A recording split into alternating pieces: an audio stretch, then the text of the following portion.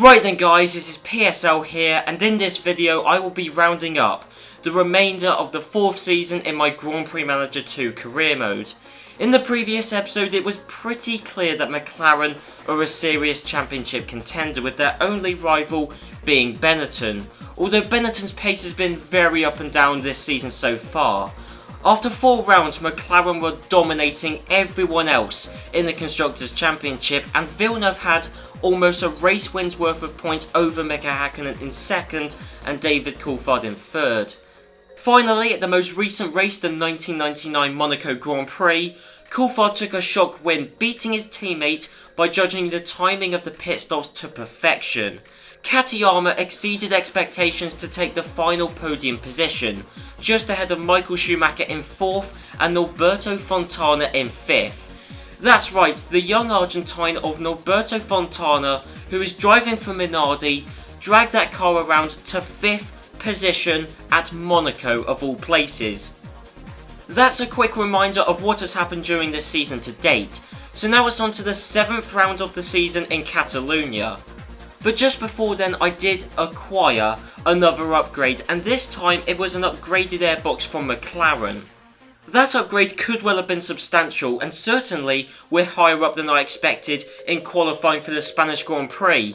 Okay, McLaren still looked out the front row and then Benetton were on the 2nd. But then it's our guys, led by a Lacey, on the 3rd row of the starting grid. We even beat Ferrari, who got both of their drivers, led by Katayama, on the 4th row, and then it was both Saubers, both Minardis, and all the way down on the 7th row of the grid, it's both Williams. That means that Michael Schumacher qualified down in 14th place. After starting grid, both Lacey and Berger overtook the 2 Benetton drivers to be in 3rd and 4th respectively. Even better, on only the 3rd lap, Mika Häkkinen received a 10-second stop-go penalty, dropping him down to 14th place. Around the 15th lap mark, it started raining heavily, and as we all rushed into the pits for the wet tyres, Gerhard Berger ended up losing a couple of positions to both Damon Hill and Rubens Barrichello. David Coulthard got a 10-second stop-go penalty towards the end of the race, but it didn't change a thing because he had already lapped a Lacey twice over. In fact, that shows how much of a whitewash this race was for McLaren. Not only was it yet another 1-2 for the team, but Jacques Villeneuve lapped everyone, with the exception of his teammate, at least twice. Jean Alesi finished the Grand Prix in an impressive 3rd, ahead of Damon Hill, who did exceptionally well to finish in 4th in a Sauber. Gerhard Berger lost a lot of positions come the end, finishing behind Norberto Fontana in the Minardi for the 2nd race in a row. Round 8, the Pacific Grand Prix at Ida, and in qualifying Benetton were back up at the front with Mika Häkkinen taking pole position. His main championship rival Jacques Villeneuve finished in 2nd, with the Benetton driver number 1 in 3rd and the McLaren driver number 2 in 4th. Once again we end up right by Norberto Fontana, but this time down closer to where you would expect to find Minardi. Alesi qualified in 11th, then it was Fontana in 12th, and 1 grid slot further up the field than Gerhard Berger in 13th. In the race now, and by the time Alesi came in for his first pit stop, he was in 2nd, and then only dropped 2 places to 4th once he exited the pits. There's not really much to say other than we did quite well here and were able to make up a lot of places over the course of this 83 lap race, which is much better than last season when we were stuck at the back of the field for ages. Sure, we did start lower down last season, but we also had a comparatively better car back then. Long the short of it is that this race was very successful for us, but not that exciting because all we did was pound round and gain positions through retirements for other drivers. Further ahead, Mika Häkkinen was back to where he should be as he won the Pacific Grand Prix and beat his main championship rival, Jacques Villeneuve. Alesi and Berger followed them home in 3rd and 4th, with Michael Schumacher in 5th, and Oko Katayama, who has finished the past few races in the points, also just about ended up in the top 6 here as well. Halfway into this 1999 Formula 1 season, and as it stands, Jacques Villeneuve has a sizable 17 points lead over Mika Häkkinen in second, and a 20 points lead over his teammate David Coulthard in third. Jean Alesi is currently in fourth, but away behind the top three. Then it's Barrichello, who is surprisingly in fifth, although it is incredibly close between fifth and joint ninth in the championship, with Barrichello, Emmanuel Collard, Uko Katayama, Gerhard Berger, Damon Hill and Michael Schumacher all within 5 points of each other. In the Constructors' Championship, McLaren have a 45 points lead over Benetton. That means that McLaren still have almost twice as many points as their second place rivals. Jordan are the best of the rest in third, with Ferrari only 3 points behind. Williams and Sauber are tied on 7 points, and Minardi staggeringly have scored not only 1 point, but 2. The second half of the season started in Macleod, France, and it's another qualifying session in which Villeneuve took pole position and Coulthard took second. Both Ferraris led by Barrichello surprisingly bested both Benettons. Minardi were the 4th quickest team in qualifying, and it's not just a, now customary, Fontana fluke, because whilst Fontana qualified in 7th, Giancarlo Fisichella for the first time joined him up towards the front in 8th. Embarrassingly, even Chattarella outqualified the Jordans, and let's not forget, Simtech only joined F1 last season, and Chattarella, on paper at least, is hardly the best driver on the grid. But plainly on tarmac, Chattarella has the raw talent, at Magny-Cours at least, to place that Simtech car far higher than it has any right to be. At the very start of the race, Mark Goose installed his car and thus retired instantly. It didn't get any better for the backmarker teams because by only the second lap of the Grand Prix, both of the Jordan drivers overtook Chattarella as well as both of the Minardi drivers. But during the first pit stop phase, much like at Monaco, Fontana got the jump on us and ended up having some real importance.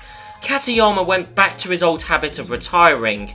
That retirement from third place promoted Fontana and not Alesi up to the final points position. Further up the field though, Jacques Villeneuve won his 4th Grand Prix of the season with Coulthard, Barrichello, Häkkinen, Collard and Fontana trailing him in that order. I do want to mention that Katayama retired from this Grand Prix due to him spinning off. Again, that's the 4th time in 9 races that Katayama has spun off, and people have told me in the past that spinning off can mean a part failed on the car, but it's always the less skilled drivers that spin off, and Katayama is the worst offender this season. Between the French and British Grand Prix, we went back to McLaren's factory to steal what is supposedly the only part on their car that is better than on ours. It was their transmission, which thanks to a successful theft, is now also our transmission. It's on to both McLaren's and Jordan's home race, the British Grand Prix, although it pains me to say that this race was the most boring one of the season. It's not too much of a surprise though, because in this game, for whatever reason, Silverstone just produces boring races, and even weirder, it never seems to rain there. All you need to know is that the qualifying results for the 1999 British Grand Prix are this, and come the end of the 61 lap race they were this. All that happened was that Villeneuve moved his way past his teammate and into first place to lead yet another McLaren 1-2. That's the 6th 1-2 finish McLaren have accrued this season so far, all of which bar one were led by Villeneuve. The only other change from quali to the race was that Katayama passed both Benettons, and that's it. Round 11 at the power circuit, Hockenheim. Inferior circuit that should favour those running with the more powerful engines, and I think this is as good a time as any to talk about the look of the engines this season. It was reported by the press heading into this season that the Mercedes engine improved, and boy did it. The Mercedes engine is always a good one because it combines a high power output with a light weight. But now it's been improved, the weight has stayed the same but the power has gone up to 705 horsepower. That's 5 more horses than the Ferrari engine produces and only 5 less than the Renault, and let's not forget that the Mercedes engine is significantly lighter than the pair of them. In summary, that means that this newly improved, increased horsepower Mercedes engine is the best one in F1 right now, and it explains why McLaren are so much more competitive than last season. It's nothing to do with us falling down the order or Benetton losing their way or even McLaren improving their car. No, instead it all, on the surface at least, appears to be due to the advancements made by Mercedes. Since I know I won't be winning a championship this season, for me it has turned into an investigation into how influential the car's engine is to its overall performance in this game. And this, along with how much the Nissan engine has destroyed our competitiveness, proves what I always suspected, and that is that engines are everything in this game. Manage to get a good one and you win, don't and you won't. Race 11 Hockenheim, and as you would expect, McLaren took the top 2 spots in qualifying, setting times in the 1 minute 39s when everyone else was in the 141s at best. Interestingly, Ferrari beat Benetton despite the Ferrari engine being heavier and less powerful than the Renault one used by Benetton. Alesi only just beat one of the Minardi drivers and Berger lost to the pair of them. Unsurprisingly, our lack of power harming our performance. In the race, Barrichello dropped from 3rd to 5th due to him receiving a stop-go penalty. And that is it. Jacques Villeneuve won the Grand Prix from pole position to take his 6th win in only 11 races. But it wasn't another McLaren 1-2 because at some point during the pit stop phases, Katayama got the jump on Coulthard to take 2nd place. Hakkinen beat Barrichello only because Barrichello received that 10-second stop-go penalty late in the race. Lower down it was a turn-up for the books as Johnny Herbert earned a thoroughly deserved 6th place finish, beating his teammates Michael Schumacher and Benetton's Emmanuel Collard to take the final points place. Just before the next Grand Prix, which weirdly is the Canadian Grand Prix due to all the replacements and shuffling of the circuits over the course of the past few seasons, I bought Benetton's maxed out fully automatic gears driver aid, which is one of the few driver aids I haven't got to level 10 already, and since it could well be legalised at some point, there is no reason not to buy it for only $85,000. It was also at this point I saw that Benetton have a level 5 traction control system.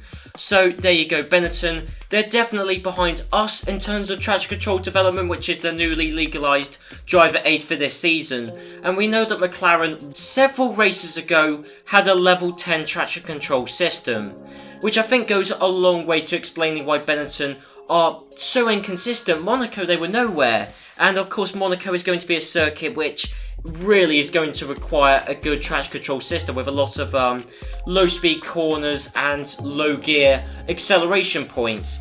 Maybe if Benetton had a level 10 traction control system, maybe they'd be able to better challenge McLaren on a more consistent basis, maybe, but it's difficult to confidently say either way.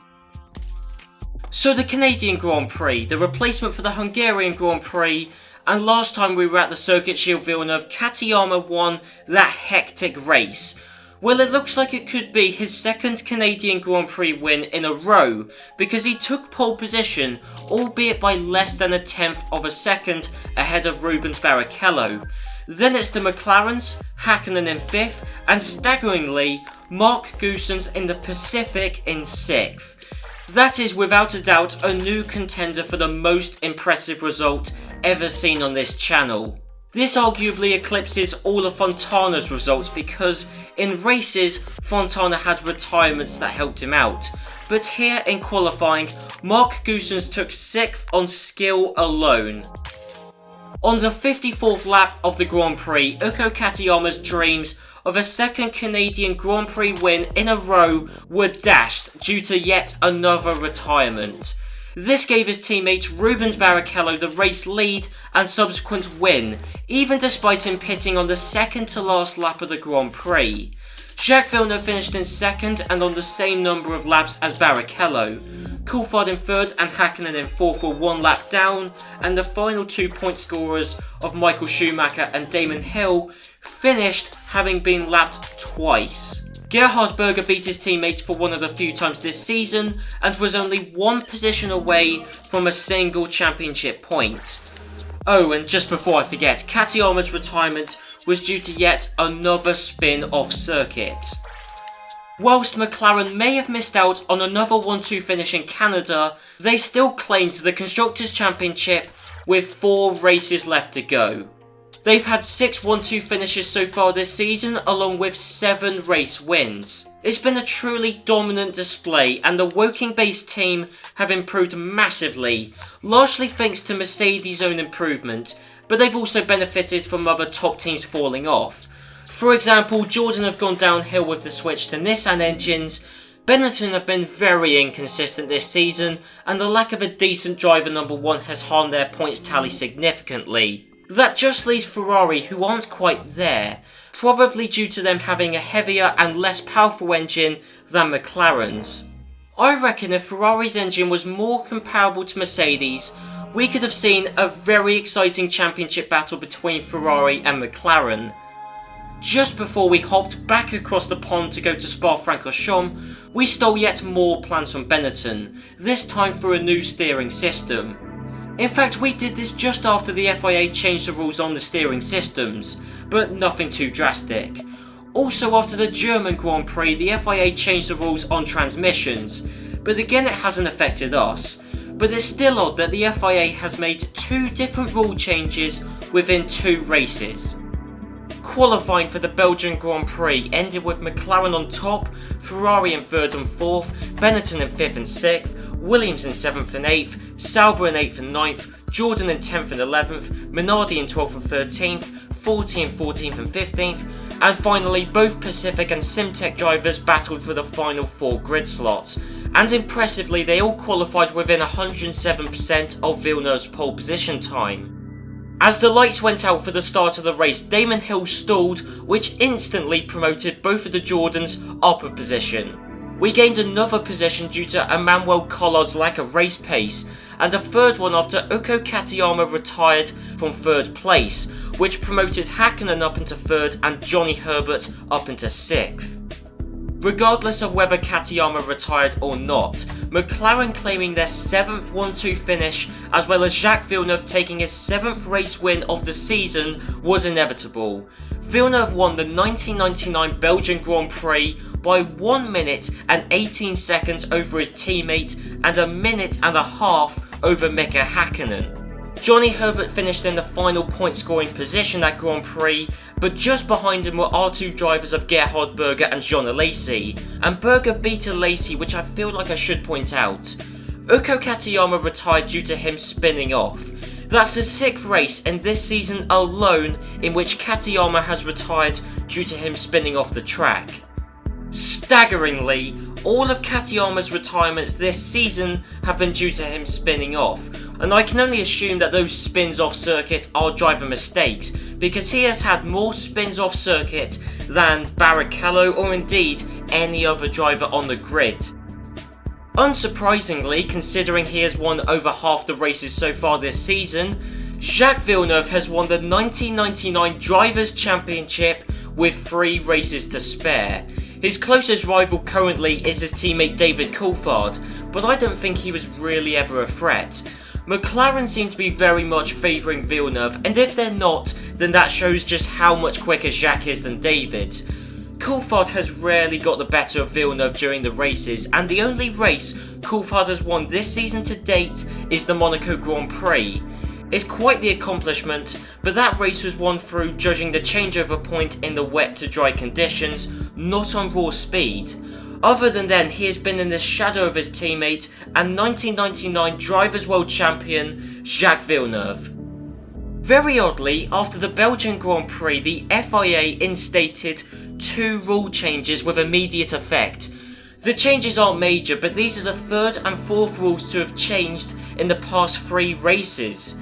It almost seems like the FIA have seen just how dominant McLaren have become over the course of this season, and they're doing everything they can to stop it. Which sort of makes sense, but I've never seen the FIA, and possibly FOM as well, have such a vendetta towards an individual team. I mean, McLaren have only just gotten good, sure they're leaps and bounds ahead of the rest of the field, but McLaren have only just gotten into a position of being dominant. We haven't even had one whole season of McLaren dominance. It's just very strange that FOM, certainly the FIA, would make so many rule changes so soon after McLaren have become a dominant team. I don't know, maybe it's a coincidence, but it's strange behaviour from the FIA nonetheless. One final thing before we head into the 14th race of the season, I purchased McLaren's level 10 ABS system for a cool 75k. In qualifying for the Italian Grand Prix, Benetton came out on top, which isn't too surprising considering they have the most powerful engine on the grid. But it was a shock to see the rookie of Emmanuel Collard beating his teammate Mika Hakkinen, albeit by only 13 thousandths of a second. Both McLaren started the race just behind them, but they were led by David Coulthard. Just behind both of Ferrari's drivers was Jean Alesi, who did exceedingly well to be the quickest driver without one of the top 3 engines around this power circuit. He even beat Damon Hill despite the power disadvantage compared to the Ford-powered Sauber. At the start, Hakkinen dropped down a couple of positions to 4th place. That left Collard and Coulthard as the top 2, but they lost positions in the long run due to them pitting earlier than pretty much everyone else. So after the first round of pit stops, Jacques Villeneuve was first, Hakkinen was in second despite his poor start, Coulthard was third, Alesi was 4th and Berger was 5th as they were the last to pit, and Emmanuel Collard had fallen away down the order because he retired from the race.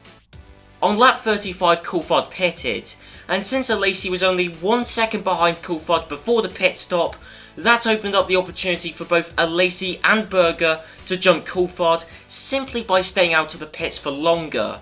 That meant that after 53 laps, Jacques Villeneuve won the Italian Grand Prix with Hakkinen in second, and the Jordan driver of Jean Alesi in third. Gerhard Berger was right with his teammate in 4th, and Coulthard fell down to 5th due to his early pit stops, and Damon Hill took the final point in 6th. I don't know why I'm bothering to mention this, but Uko Katayama retired due to another spin-off circuit. That's the 7th time in 14 races. In between the Italian and Portuguese Grand Prix, I stole the plans for another part from Benetton. This time it was their electrical system, which apparently is the final part they have, which is better than one we currently own. The Portuguese Grand Prix, the second race this season in which I've used a setup tailored to Estoril. This time though the setup worked out a bit better for me as both of my drivers qualified inside the top 8 and even beat the Benetton driver of Emmanuel Collard. But we were still beaten by both Ferrari drivers who took the front 2 grid slots, McLaren who took the next 2 and Mika Hakkinen along with Mark Goossens who made up the 3rd row. That's right, 2 drivers who, on paper, have completely opposing levels of skill, and certainly the gap in quality of the Benetton and Pacific cars is vast. Yet, despite all of that, they were only separated in qualifying by only 1/10 of a second and will start right next to each other. By the 5th lap of the race, both Alesi and Berger had overtaken Goossens, and that was just a few laps before Mark Goossens retired from the Grand Prix.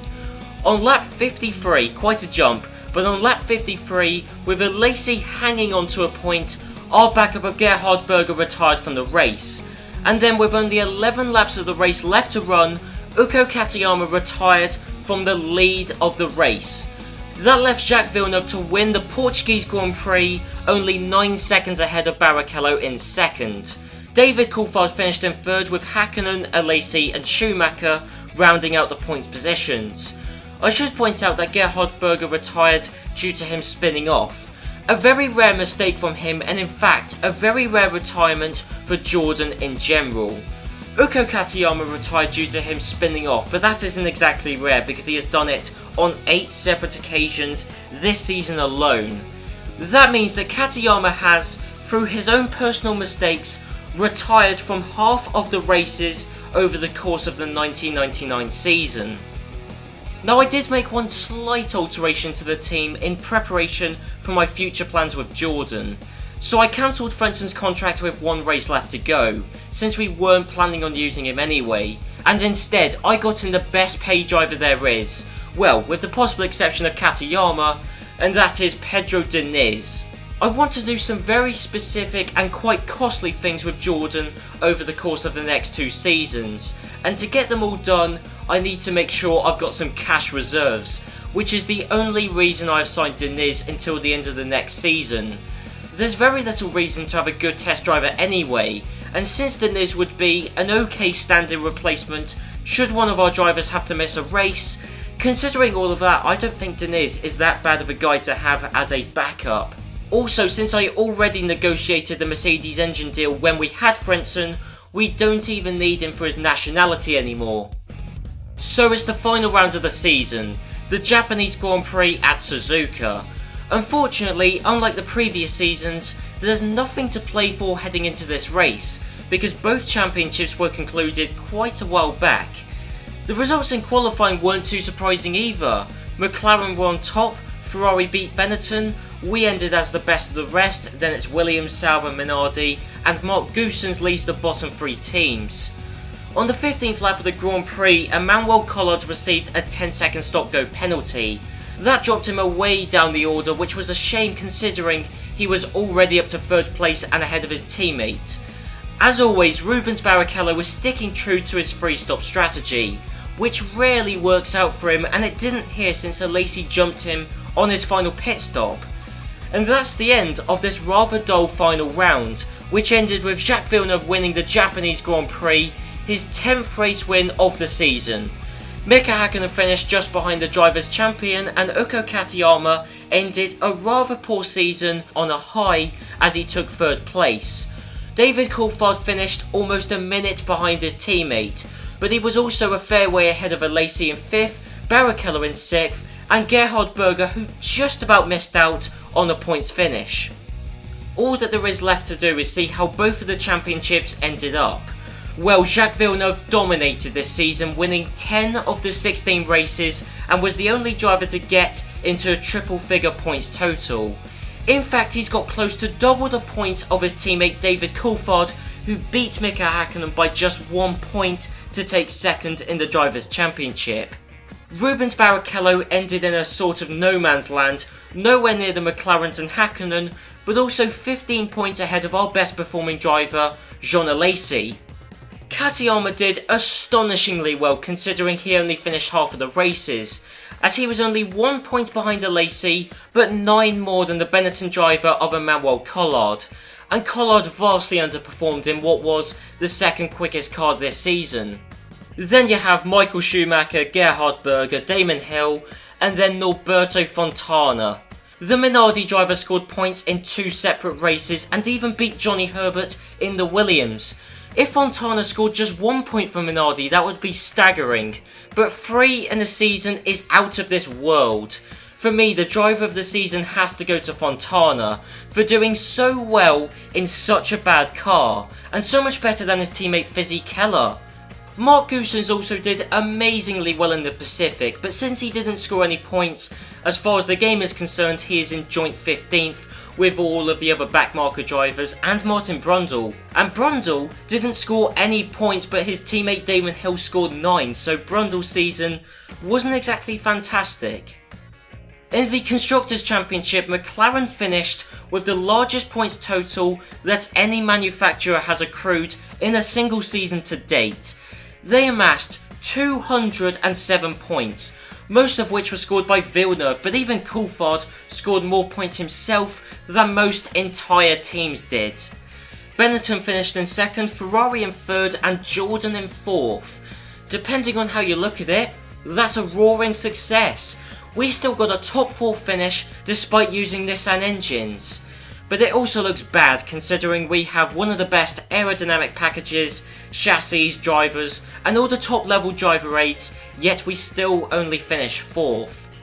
So it's all about context, and the fact of the matter is that engines play a massive part on your car's on-track speed in this game. Nissan single-handedly turned us from a championship winning team to an isolated 4th place team.